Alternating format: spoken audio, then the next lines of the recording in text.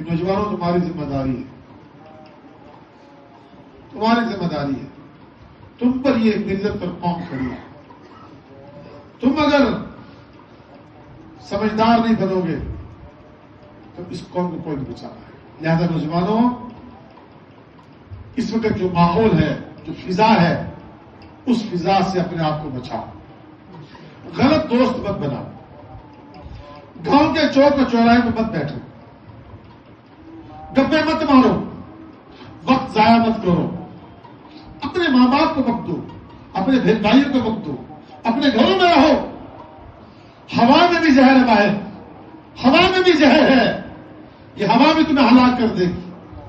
خدا کے واسطے اپنے آپ کو غلط دوستوں سے، غلط صحبت سے، غلط لوگوں سے، نشے کے بیوپاریوں سے، شراب پینے والوں سے اپنے آپ کو دور رکھو. جو تمہیں برائی پر بلاتا ہے اس کو چھوڑ دو، اس کو بھول جاؤ. کیونکہ تمہارا قاتل ہے، وہ تمہارا دشمن ہے، وہ تمہاری زندگی کا دشمن ہے. وہ تمہارا گھر اجاڑنا چاہتا ہے، وہ تمہارے ماں باپ کو رلانا چاہتا ہے، وہ تمہارے گھر سے خوشیاں چھیننا چاہتا ہے، وہ تمہارے گھر میں ماتم